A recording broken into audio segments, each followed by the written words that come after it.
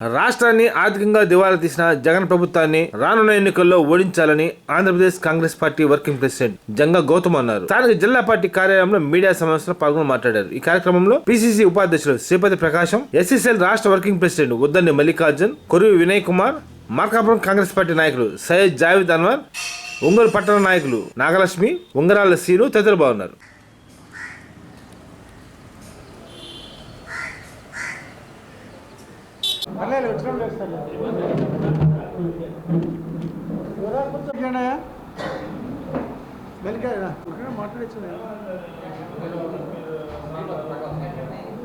నీకు వాళ్ళకంటే వాళ్ళకి వస్తుంది నీకన్నా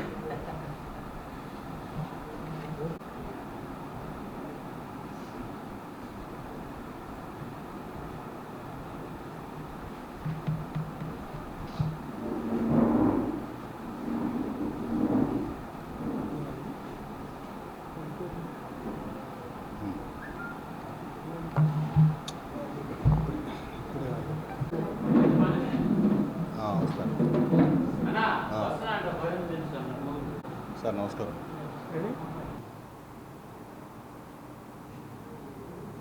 మార్చి 7వ తేదీన గుంటూరులో ఒక పెద్ద బహిరంగ సభ వేలాది మందితో జరపాలని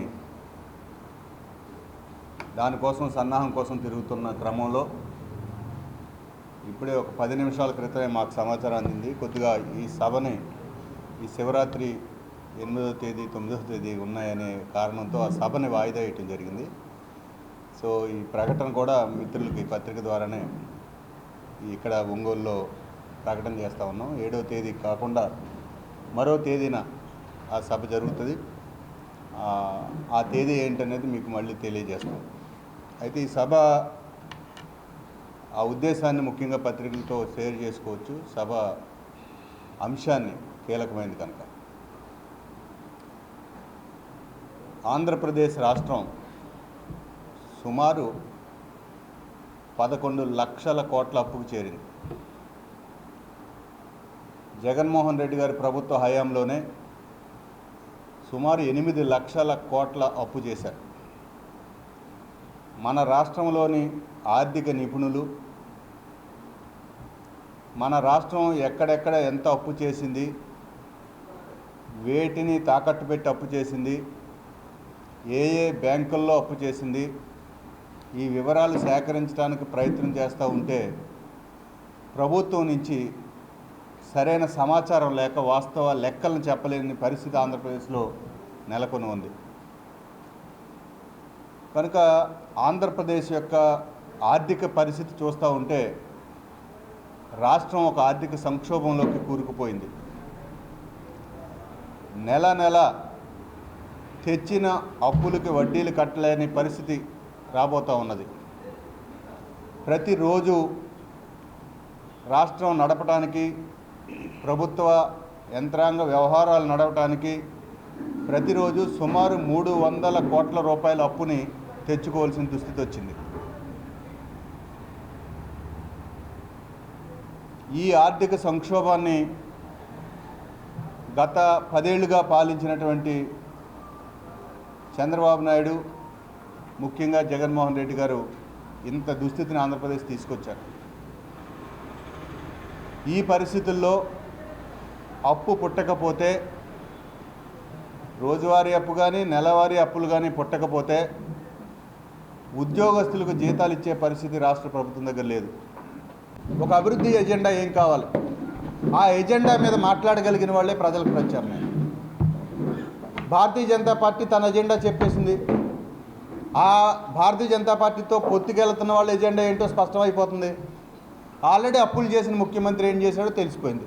కనుక ఈ రాష్ట్రానికి ఏకైక ప్రజల యొక్క ఎజెండాని ప్రత్యామ్నాయంగా చూపుతున్న పార్టీ కాంగ్రెస్ పార్టీ. కనుకనే మేము మొన్న మల్లికార్జున ఖర్గే గారిని తీసుకొచ్చి ఈ రాష్ట్రంలో ఎన్నికల శంఖరావాన్ని అనంతపురం నుంచి పెద్ద వేలాది మందితో బహిరంగ సభ పెట్టి చెప్పించాం. వారు ఒక హామీ ఇచ్చేళ్ళారు, ఒక గ్యారంటీ. ఆ గ్యారంటీ ప్రతి పేదవాడి కుటుంబానికి 5,000 రూపాయలు సహాయం చేస్తాం మేము వస్తే. రాష్ట్రంలో ప్రస్తుత ప్రభుత్వం, గత ప్రభుత్వాలు ఆర్థిక పాలనా పద్ధతులు రాబోయే రోజుల్లో ఆంధ్రప్రదేశ్ రాష్ట్రంలో సంక్షేమం అభివృద్ధి, రక్షణ, పరిపాలన ధ్వంసం అయిపోతాయి. ఇది మా అనుభవం.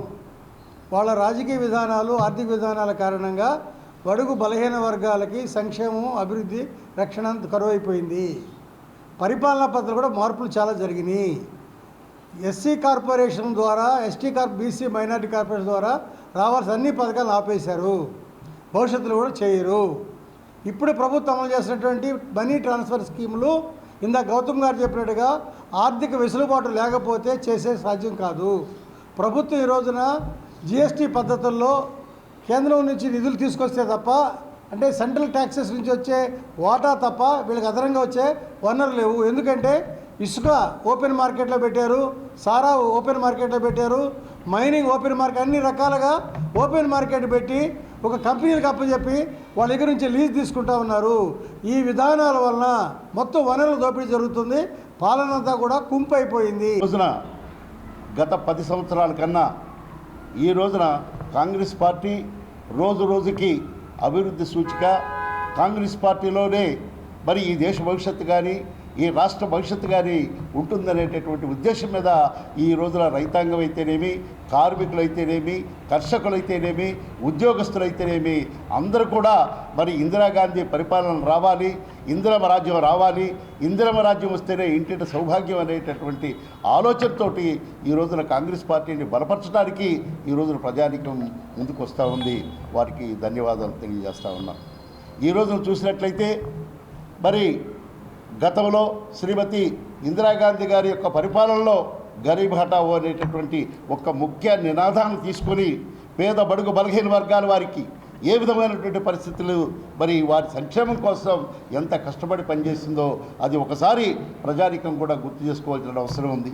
మరి ఈ రోజున చూసినట్టయితే చాలా బాధాకరమైనటువంటి విషయం, మరి ఈ రోజున మన సచివాలయాన్ని కూడా కుదవబెట్టి 370 కోట్ల రూపాయలు దాని మీద అప్పు తీసుకొచ్చి, అదేవిధంగా ఐఏఎస్, ఐపీఎస్ అయినటువంటి వాళ్ళ క్వార్టర్స్ను కూడా మరి తనఖా పెట్టి ఈ విధంగా డబ్బులు తీసుకుని వస్తూ ఉంటే మరి ఈ రాష్ట్ర పురోగతి ఏ విధంగా చెందుతుందని చెప్పని కూడా ఈ రోజున రాష్ట్ర ప్రభుత్వాన్ని మరి కాంగ్రెస్ పార్టీ డిమాండ్ చేస్తూ